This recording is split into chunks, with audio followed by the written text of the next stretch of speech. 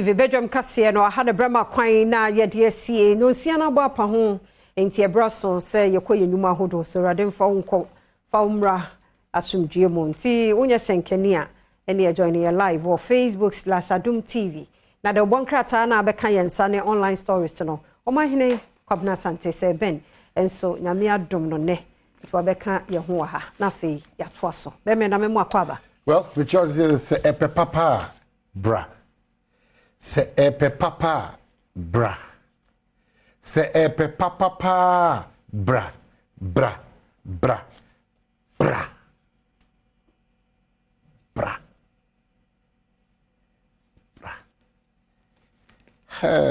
Afiti yesofo. Ora buduka na kwa cheche bwe now. Hey duka. Takwa ho so ye ne den. What na nanke ye kra but teachers there. Oh, Mr. Wow, the Duka beach they be just Duka. She. Na wouldn't do be so ye. When then you back on You bebre. Hey, I say say so body am cheche for. Duka. When the me na ade service you all weekend because they brought training teachers so for over 45 years. I feel na Premiership Cup Eba Western Region. Moses Parker. Medium for Aji League, you know. The consider the just the ceremony to hand over the cup. Na Chrono Ebutu. Oh wow. Mining companies nina. Munti. I feel na mode mo ho ba jijijim. Time na ye break even there. Yeah, omo na wa see ho. Yeah. Obi apa de pa. Oh yes. Obi enu ha. Eti obi ano. Yes. Obeje. Ye ni nya danfo. Ani e no na waka no. Eti mi na ma ye che.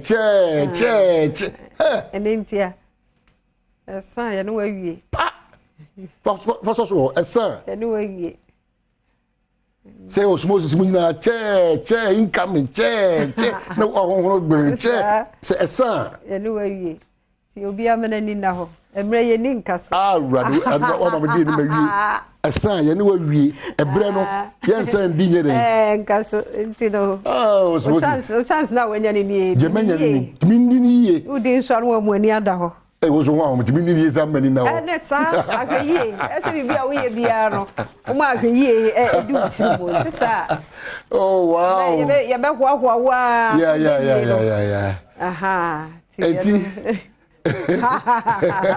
Eti a chata kwa phone na this weekend to ebe sha say Friday, Saturday ni akran no medium afo nyame Adom Sunday and eniji aba honom no just a football chrono adani at once yeah ana enenso contractor Gabriel Kotunso no oye takwa kwan ni nyina oh finally yes takwa kwan ni nyina enenso oye va eniji aba chrono man kasa eniji aba ewiase ayewe ubehu nipa awamu na ekontokwa bi ehia awafo bi twitwa won ho sekan ne na ne man kitinkiti bi abnai o ka sese botomu ye bibia ya sani ma na ye nti o kwabna wiase de nipa hia de nipa hia kwabna si entina ho de nipa hia se nipa wo sika wono ho owo ba bi odi ni ti beto na nyame dum na wonya wo ka bia kwabna ne ma miensa we yakwa ne ba ye die ko banyina so wo sa ne ma miensa ewom se nipa ye besa prebie mu die nanso ebi hyewa sasa ne ma miensa we ye okay a kwabna kasa bia nka da mu na menka ma se mkyewa bia minya kakra to me efie na me da kakra na pese o ye hye sa wona ada ha no se ye kwa ye banyina kwabna sa ne ma we sika ye moja Sika ye moja. Oh, chale radu hu ye mobo. Sika ye moja. Wonu obi ebi. Wonu obi ebi kwabena. Fiti ya wada ebepem kwasi ada nyumre. Enipa esre se onyan be omaduma mo rent aso. Na nenso ye dan bo kra de fia. E dan bo pass osmosis we say omo pe ba bi atena comfort kakra o ma. You are looking above 1,200. 1,500. 2,000. So pe baby a wow. And I'm making. So while so betimi ama ho haro kakra, you are looking above 1,500 cities. And at the yakwa no say obi anje 6 months, obi anje 1 year, obi anje 1.5, obi pe 2, e bi pe 3. Wo gini nyina nso. Oji boom.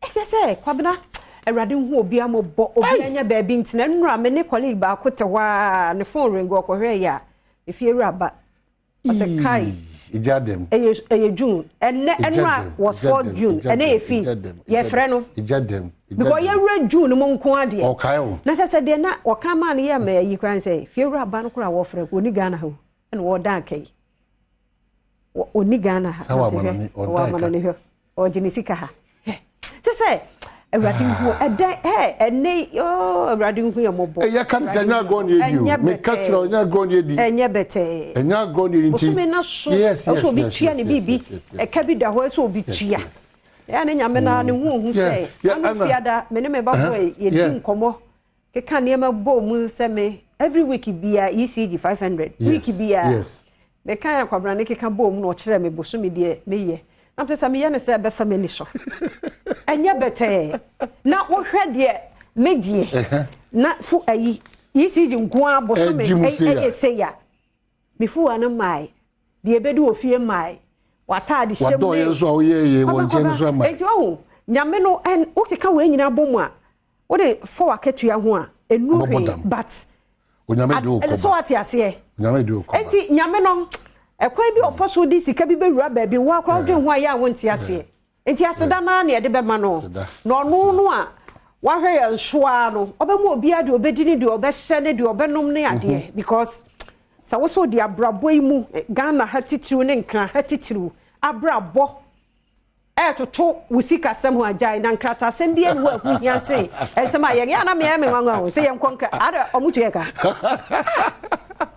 awuche eso utimi kan se bi me show bi nkuran se de etie bia ro wo nkwan de wo ade be ye nti that wo de no bi anka ne sa me nkan sem ne hia no pabenya bete rekre there ya bi mu ne an ungrateful heart and person sa so wo abomodia so wo pese obo nipa no na sa nipa no sa de se kai si wachi you know abasa o say nipa dodo na so akwanya so mbetimi de anyam wa free nipa ho ba emre papa yeda so de o tine de o kenkan de o hu ne de iwani be de bibia da me ka se Kristo asendu ya so kwa no okaye say oh no munim de omo it's very dangerous and very difficult job but bomodia no to sa na mo no ye hia obi o hia obi mi hia obi you are not an island on kwa on ne wo ntu hia obi de bia mka se osikani kro hia obi o de bia mka to se okwan ya odi hia obi e de anya sika no hia but wo obi o hia free obi o obi ahia obi yes obi ya ye jirijira wo ya uhuru yesa ya sure say ya sembi kwabna sembi o kan last bi asese obi ba wonya time entimi approach kwabna kan chance na anu asembi a wo kan ye enen na ye miseye enti ye nim komon fansam nso ohu bebre obi de so sin wo de now if you come into things and papa where one we sika mokin kan ni we are we sika we are the girlfriend or see wa ko obi ni na meka no se sika wo ho a what is say sika fo no ebi asisa ensi because we sorting it out we see one man dan ne ne matim bosumi bia sika ekọ V8 fan kura no ko school kwabna wo sa asumdwe we ya ya ma dwendwen mi yonkopa ya ma dwendwen mi yonkopa ya ma dwendwen na tu biasa ya ma dwendwen ba ya nto sa anyu na otufufuro mu nie bosome fufuro mu nie yenyi sa nsemwemu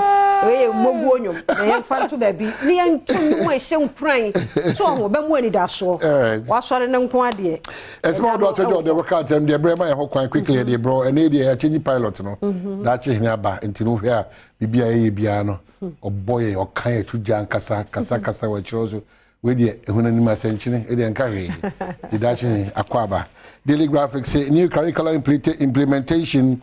Give us textbooks. Educational heads cry out to GES. Ministry moves to resolve challenge. Anafi. Bra. In Kowenim. In Yinahwa. Inti ye say. Nankra, how many years in? Inti adi any problem. Adi asama. Chiremi. So why once a teacher? Adi asama. Be asama. Well, say. Omakasi kasemia. Hey, kwabena. Na me de maintain ye me biasio. Inti nkrandia no mu de sua de. Yakeka bom. Adi na yakeka bom. Past questions ni be edim dada no. Am dem ti bi da wo.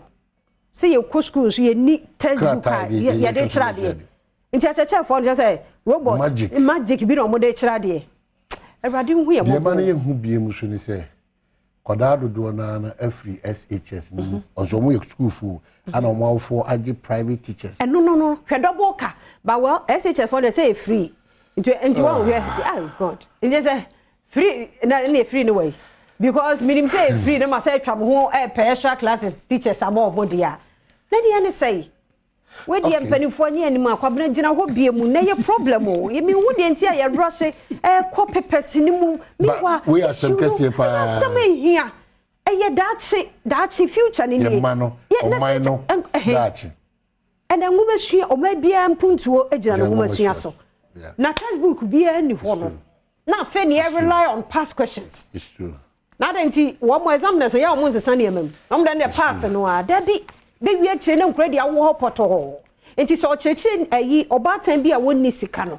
but then when your extra classes teacher amane ba no you are not being fair to those people just say wo dwen ho a tina asam na men kasa biem de srewrade o ma nkwatenten wo nsa no adwuma no wo nhira so na so timi fa hwe wo ma ye ka ni say ye wo de obetimi ahwe wo de obetimi wo sa je jankura yi basa wo de obetimi ahwe medofo se nei ba ko na obetimi ahwe no ama na nwuma suane na braba akoyi a ye ne sa nyame dom boa wo na se eyeyi abrabo no mu a enne kwan ho do bebre wo so ye de wo so what ase enwo cho hankora na dwen well because me say moda so use me ma me mo pen no amwase ntuma no mo te ntuma piece order and wo ho budget hu ne say kan tete na yesi e dey mo news no ho sanitary pad problem no wo ho e bi ntimento 20 cities o